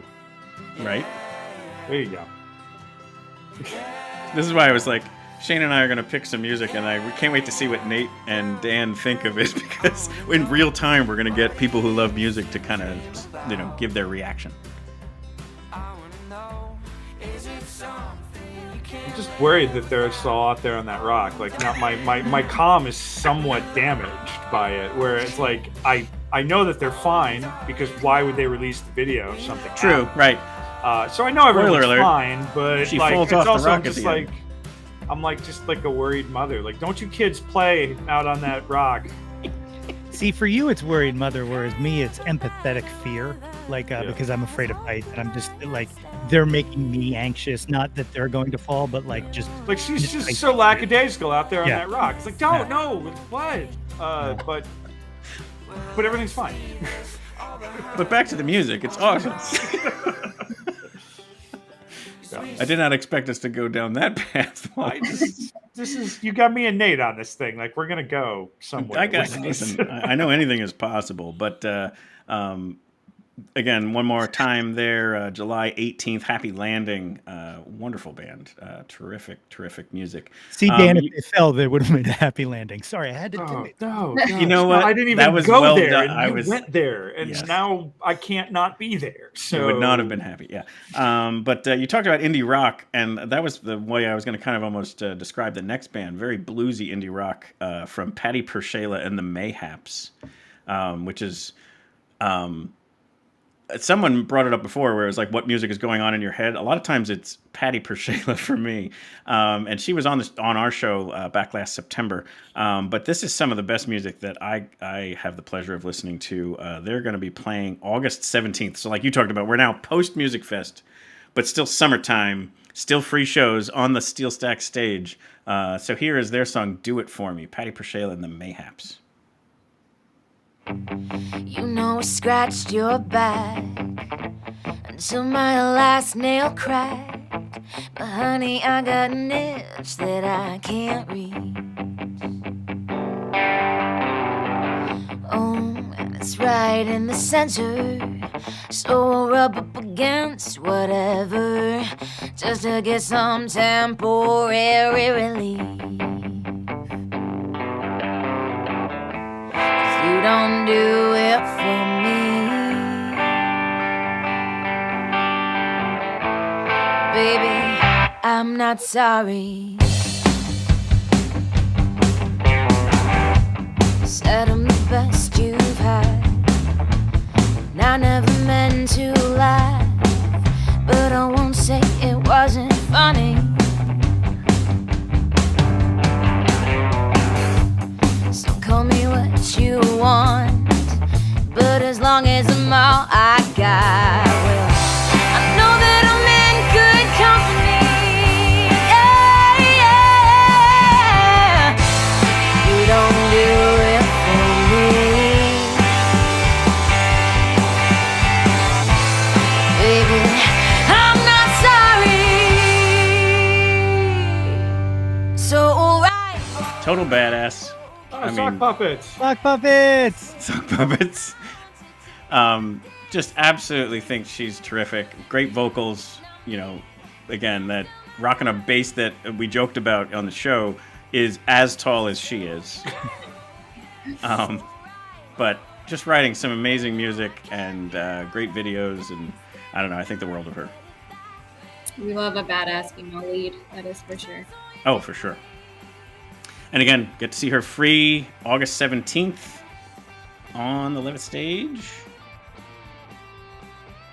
That guy's playing an axe. I get it now. Like, it's an axe, it's guitar, he's playing an axe. Yes, he's playing an axe. And that's going to come up again in a little bit. Not from him, but also other people playing an axe. But an actual axe? An actual axe. Wow. But yeah. And interview with her was terrific too. Like, she has songs about mental health and songs about, you know, silly things like this. Like, she has such a diverse catalog, and definitely people should check out Patty Pershela and the Mayhaps. Shayna, here's a question for you. You talked about loving a badass female lead, which hell yeah, that's like one of my favorite things in the world. But like, what to you makes like a great act for, like, especially for, when you're talking about like the back half, the post Musikfest and stuff like that? Like, what mainly are you looking for out of an artist when you're kind of putting that lineup together? That's a good question. The back half of this lineup happens to be a lot of female fronted groups. So that's not necessarily the only category there, but I just think strong vocals. I think you hear, and this isn't to knock anybody's musicianship, I think you can hear a lot of really tight bands, and you get some vocalists that just doesn't quite match. So when you've got that mix of powerful vocal and harmony with whoever else is in the band with that musicianship, I feel like that's what puts it over the edge. And then even more than that is just their energy and engagement with the audience, and not so much that they have to tell a story after every song, but just leave the audience feeling like they've had a connection in the end, and has that merch tent line being so long, and has Phil being like, okay, how do we, there was something good about them. Like, what are we going to talk about with them? Sure. But like her vocals are what stick out to me, and it just matches that musicianship. Totally. That's awesome. Yeah, absolutely. And this might even give you something more to kind of expand upon that on is, and this was not an artist I had heard until it was shared at the reveal. And the instant it was played there, I was like, oh, hell yeah. So I was glad when you picked it here as well. Gina Chavez. So not only a badass female lead, but a Latin performer as well. And I just think I can't wait to see this performer. So tell me more about Gina Chavez. So Gina Chavez to me is one of the, she was slated to play Levitt in 2020. Mm-hmm. So finally, 4 years later, she's going to be live in person. She did do a virtual show with us in 2020, Levitt in Your Living Room. And she actually did a songwriting workshop, a virtual songwriting workshop with some BASD kids. So like, it's just very special to me. And it was like, in that moment, it was a reminder that like good things can still happen. It's 2020 and everything's pretty bleak, but that was like a high point. And then, rescheduling over the last 2-3 years was crazy. So finally she's going to be on the stage, but I just think, her song content, like some of the lyrics and the social issues that she's writing about, they're so poignant. Yep. And they're going to be felt by so many people in the audience. And I just think it's so important. And totally. On top of that, just badass female musician. Correct. Yes. I mean, you're going to be impressed by this one. Check out the song Bien Amada by Gina Chavez.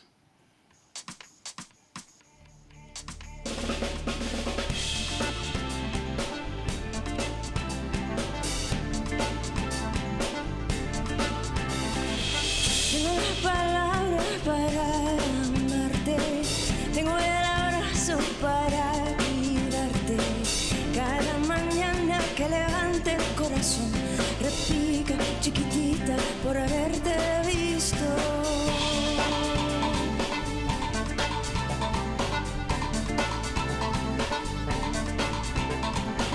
Tengo este ritmo para llevarte, tengo las manitos para endulzarte, cada sonido de mi voz. So the thing that jumped out at me is not only in this version, but in what else I've seen of hers is just the absolute comfort she has as a front woman. Like, just absolutely, completely, and totally command of the stage and the music. And it's a person who was born to play music, and I just love it.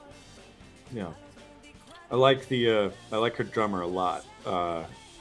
It's a great thing about even Latin artists who don't necessarily go out and perform, straight ahead what you would imagine traditional Latin music, and there are many artists out there who do that. You can't ever get away from the rhythm of whatever it is that you came up with, whatever it is that's just in you, and I like hearing those elements even in bands that aren't trying to be like straight ahead, like Latin bands. Right. Just can't wait for this. Yeah. I basically, if Shannon, that I talk about this all the time on the show, where it's like I talk about the Musikfest moment, where it's the band you never heard of before, who has this sound you've never heard of before, and you're just like absolutely blown away with it waving over the top of you. It happened in the reveal show with Gina Chavez, where I was just like, holy smokes, what is going on right now? Yeah, and just watching the workshop she did with students, like, she's just an amazing person. And the comfortability, you said, like, she was coaching this very nervous student through writing a song, and in the end they get a song, and just like the ability to work with a person, a seventh grader who has never done this before and was just like, yeah, I'll try it, to end up with a song in the end, I think is pretty remarkable. 100%. No, that is super cool. So we have one more to share, and this is going to be from September 13th, which is farther in the reaches of what we had planned to talk about tonight, but I couldn't not talk about Revan Payton's Big Damn Band, which was you love those guys. This was my favorite band from Musikfest last year that I had never heard of before, and it is just not. Having not seen them play live, I listened to their music, and it was one of those bands where you're like, okay, there's going to be roughly between 5 and 20 people on stage. And there's 3. One of them playing a washboard. And then it's him and a drummer, and that's it. But that's what generates this. This is a song called Ways and Means by the Reverend Payton's Big Damn Band. It's a wonderful video, too, if you get to check this out. Just check this out, and this is the guy who I was talking about before.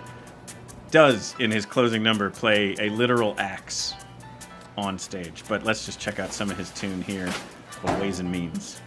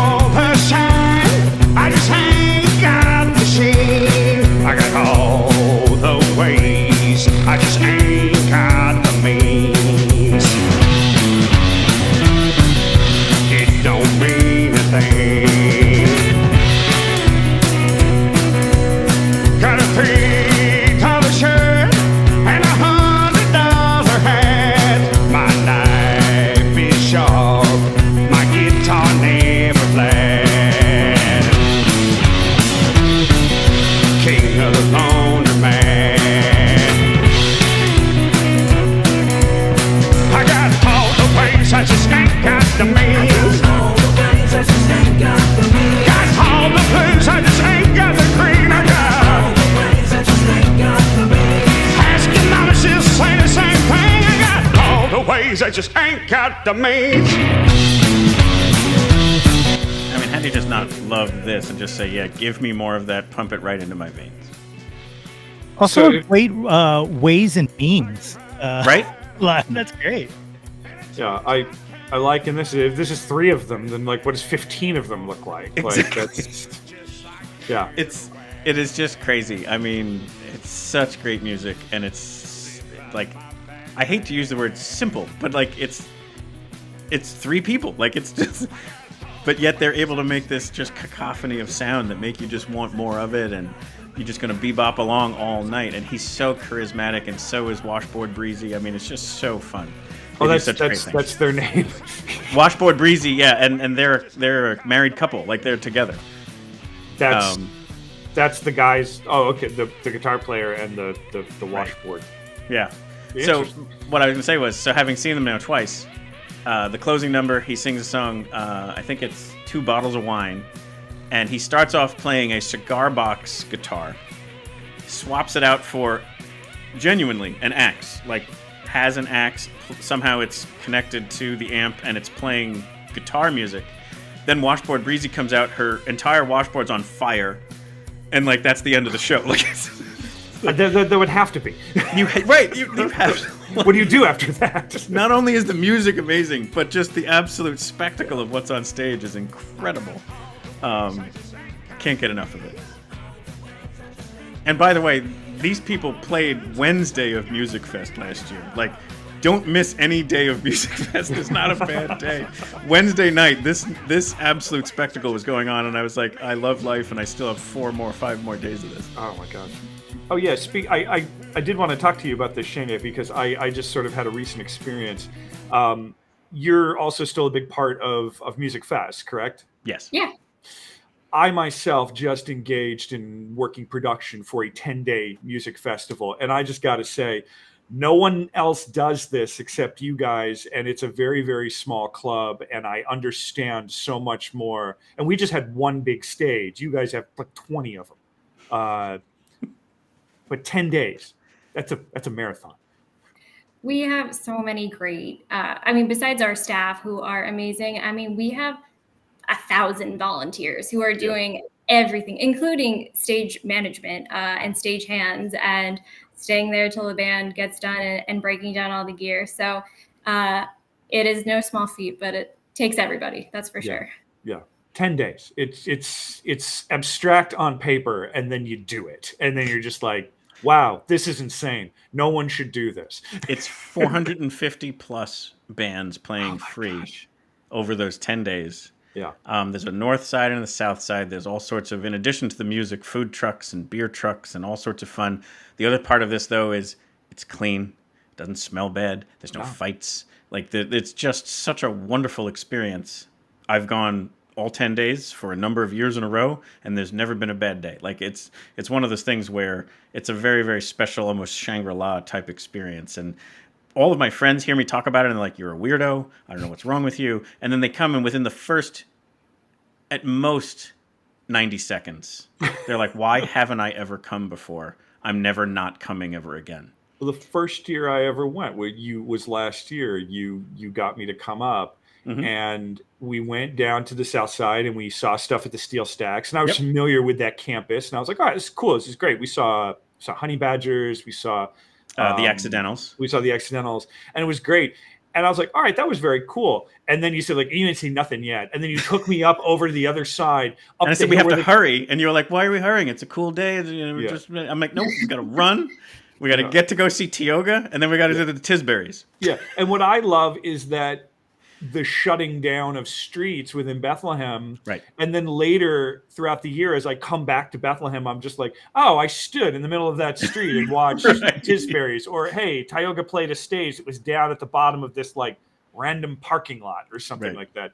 It's interesting that when your introduction to the city of Bethlehem is through Musikfest, it's kind of interesting then to, like, put the pieces back together for, like, regular Bethlehem. Exactly. Our social media coordinator did a video, and you'll have to go back and find it from last year, but she basically held up pictures of, like, the festival overlaid with the regular scene, and it was just really that was cool very cool. Yeah, that's to cool. see what it looked like, and it like gives you so much context to it. And also, when you were, just to talk about 10 days of a festival, when you said what bands you were seeing, I was like, oh, okay, so you were here on Tuesday last year. That's exactly right. I'm like, I know when you were here. I knew that schedule. So I like put that out of my mind and memorized this year's schedule. Yep, absolutely. And one last question for Shane. Yeah, go ahead. After the fest is over, for how long do you continue to have dreams about the festival? Because mine, I wrapped at the mid end of May, and only a few days ago did I stop having side stage dreams. So I get this, like, from having the shoulder mic, I feel like I hear static in my ear, and I'm like, oh my God, what's wrong? Like, I have that for days. Like, I put my head down and I'm like, what's wrong? What's wrong? That's what I get from it. You should just start wearing it in life, you know? Leading up to the festival, I'll have dreams. I'll be like, oh my God, it's June. I haven't booked anything yet. Like I have gosh. Leading up. Right. Yeah, like actor's nightmare type stuff. Yeah. Yeah. So one thing that we do here on this show is for people who do want to, maybe get a little bit of the insight of, oh my gosh, 10 days and 450 bands is intimidating. The Tuesday prior to everything starting, so this year that'll be July 30th, we do something called the Musikfest Exordium, which is like our preview show, and we give kind of a rundown of the festival. We tell you our kind of picks of the must-see bands. We highlight the people who've been on the show before who are coming back. We call those returning favorites. And then we also talk about the weather because that's important when it's an outdoor festival. And we bring on some music acts, and there's always some other shenanigans and surprises. But it's a fun time, even if you're not local, just to kind of get into the vibe of what Musikfest is all about. And there's apps, right? Like there's a oh my gosh, the app for Musikfest is the best. Yeah, the Musikfest, yeah. There's Levitt app too. So yeah, that's true. Yeah. You can do both. The only thing I'll say though about the Musikfest app that's different is because it's necessary. It's this thing right here, and it allows you to kind of trigger of those 450 bands which ones you want to see, and it starts to build out your own personal little schedule day by day. And it blew me away the first year I used it, and then after that I was just like, now it's necessary. It would have to be, yeah. I do want to give you props, Shayna, that of the Philadelphia acts that you guys booked for Levitt's stage, they're all near and dear to me. They're all people that I have great esteem for, especially a band like Stella Ruse, and who I can't remember some of the other ones that you had booked as well. I'd have to There's a run good through- bit of Philly bands, yeah. Yeah, With Brittany is Brittany, Brittany in and that mix? Trambar's there for sure, yeah. Excellent, yeah, yeah. I'm sorry, it all runs together sometimes, both like in the lead up to the Summerfest and then like it never doesn't run together. Because then during it all runs together, and then afterwards you're just like, the heck did I just see? Like at the end of a summer, I'm not talking about even just like one specific festival, but like when you get like to the fall or even October, when that kind of like the crashing wave of that season, you have to sit there and just be like, the heck did I just do for the last 3 months? Like. But Shayna, so we can follow Levitt SteelStacks on social media, and we can also follow Musikfest on social media as well. Anything else you would want to promote to make sure people stay plugged in?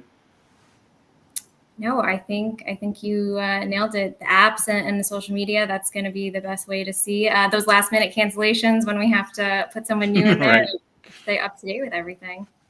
Cool. Well, Shayna, thank you so much for joining today. Thank you for all that you do between the Levitt stage and the Musikfest, and year round too. We don't want to, downplay what happens outside of August and September and into the winter. But thank you so much for joining us tonight. Yeah, thanks for having me, and thanks for acknowledging all that. We have a great team that does all this stuff, so I'm happy. I'm always overjoyed to hear that people are enjoying what's out there. So thank you. Absolutely. Thank you. Nate and Dan. Yeah. Normally it's just Phil. me and David at this point, and I say David, and he says Phillip, and we just kind of like summarize what we learned today. But We learned a lot of what things today. did we learn today? We learned Music that rules. Yes. There's a lot out there. I think probably the best thing to do is just tell people we're going to put links in the show notes for all of this. And this way, if you liked what you heard and you want to join for, I guess, me selfishly, and also it's the shortest fuse.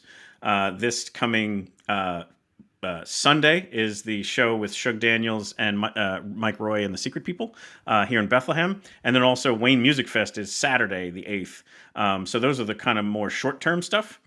And then after that, there's, as you heard, tons of amazing things that are going on throughout the entire summer here. And then, again, most likely, even if you're not from the Lehigh Valley, it's most likely coming to you as well. Yeah, it's going to be an intense summer. It's funny. In the first couple of summers after the pandemic, we definitely saw a huge ramp up for just everything. And I think now, excuse me. Are you okay? Are you choking?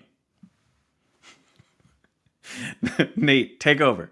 What he meant to say was Before he started coughing uncontrollably. Hotel rooms are dry, everybody. They're dry. We saw, this ramp up, this great demand for return. I think we're starting to observe a little bit of a plateauing of that over the last year or so.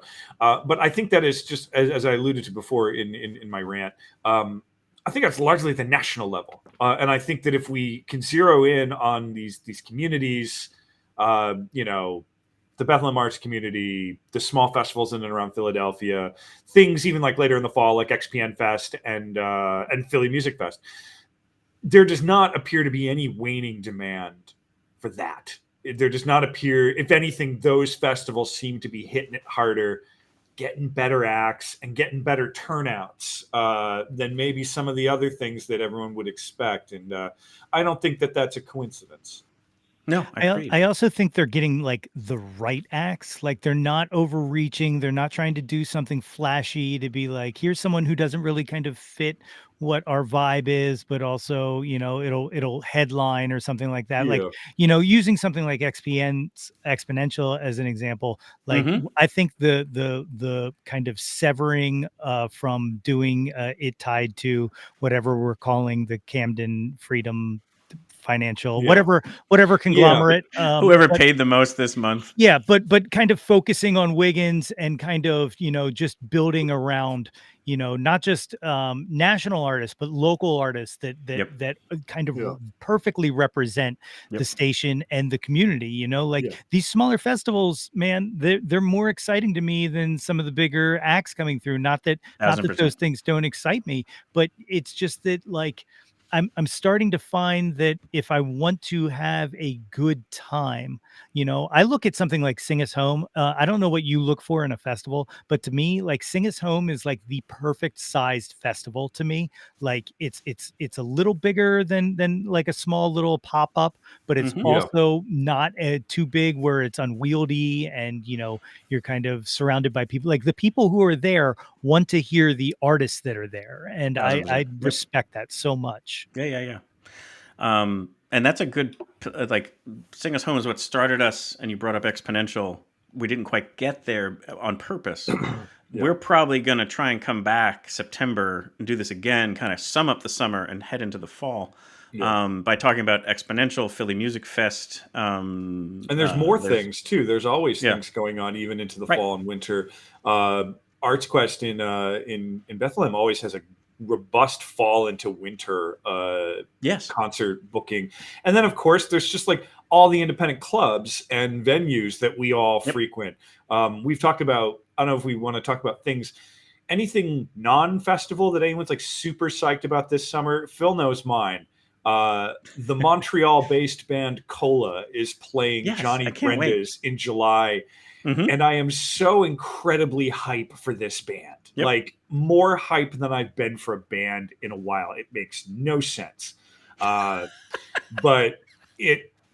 I was so stoked to find that they existed, that they were coming to Philadelphia, and that they have a new record. So it's mid-July, Johnny Brenda's, the Montreal-based trio Cola.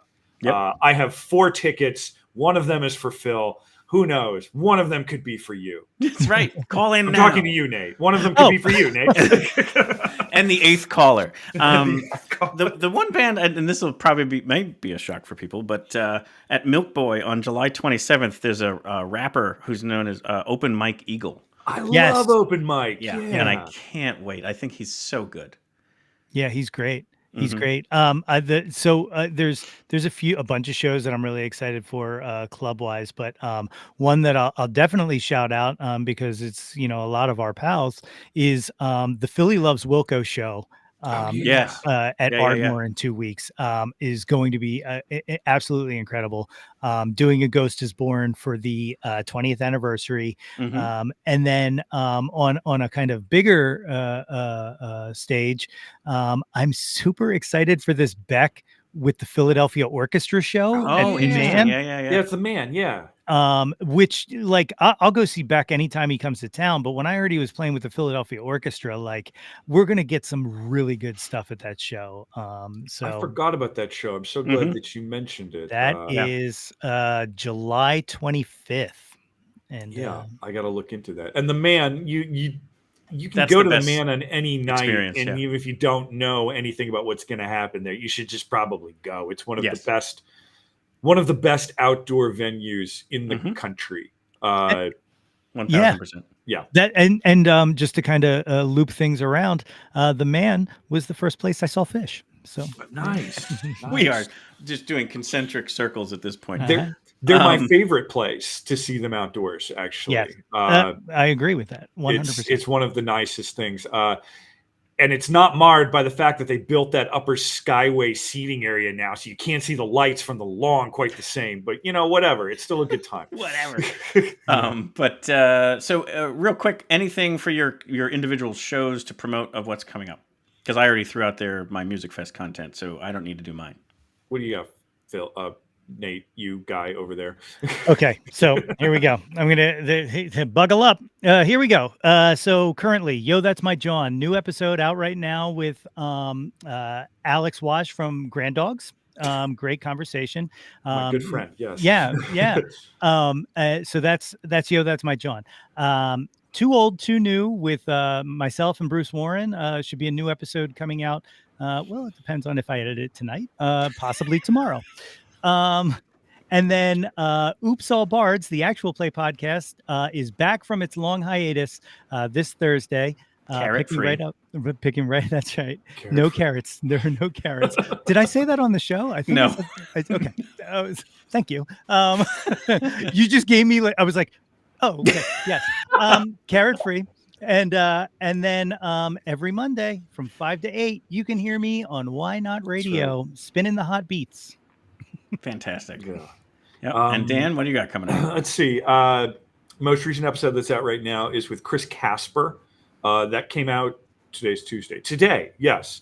I've known of Chris and his music since forever. Since probably Helen Light played him on XPN Midday back in the day, and it was just incredible to finally he came. It's the joy of my show is that like these people come to my house and then we just like hang out and he played music in my basement and it was just amazing. We had a great conversation. I'm quite happy about a past episode that I did with James Everhart from Cosmic Guilt. James is again a guy I've known of for a long time. It was great. Who will come back again when we talk about XPoNential? They're playing that. Cosmic Guilt. Do not sleep on the new Cosmic Guilt record. No, the album's Palace of Depression is. I was fortunate enough to have it in my queue for weeks before it came out. Mm-hmm. It's one of the perks, y'all, of being Philadelphia's longest running music podcast. He thinks. You think. I think. But I know it's definitely one of the perks, though.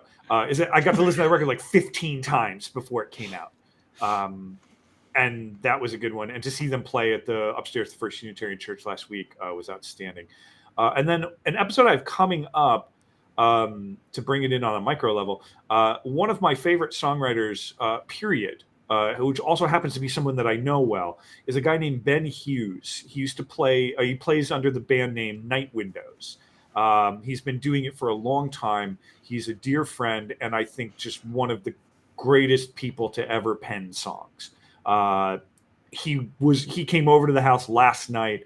We recorded the interview, and then I immediately left town. So that is coming out soon. But like, again, talk about a band that if you haven't listened to them before, there's a lot of stuff out there. The last two Night Windows records are stellar. Like just some of the best songwriting I've ever heard in my life. Awesome.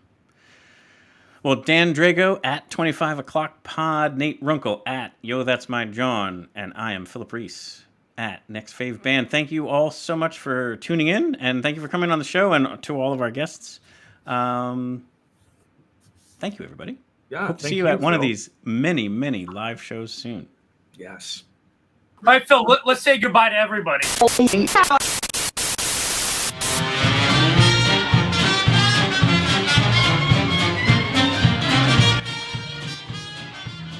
We hope you've enjoyed this episode of Your Next Favorite Band and 25 O'Clock Pod and Yo That's My Jawn. I will speak on behalf of them. They signed a legal proxy earlier that I could do that. And we would also like to thank our guests tonight, Jesse Lundy from Rising Sun Presents, Shug Daniels from Just Awesome, and from Shug Daniels, The Light of the World, and Shayna Super from ArtsQuest, Executive Director of the Levitt SteelStacks stage. We will be sharing tons and tons of links in the show notes to all of these various different things that we brought to you tonight. We hope you enjoyed what you heard and learned from the venues, from the artists, and we are hopefully perking your ears and inspiring you to go see these bands, many of which are free shows. But even if it's not, again, the best way to support these artists, if you like the music they're putting out, is to buy a ticket to their shows and purchase merch from them directly. As always, our hope is to bring you your next favorite band. If you happen to tune in tonight because you didn't ever hear of our show from perhaps two of the others, and three crossover, and then there's that Venn diagram in the middle, is now you. Now you can subscribe to all three, along with, basically signing up for the newsletters of these other people. And then you can learn who your next favorite band is in a coming week. Or you might also be able to figure out who your next favorite band is because it's already out there. Hope to see you at a live show soon. Thank you, Dan. Thank you, Nate. Thanks.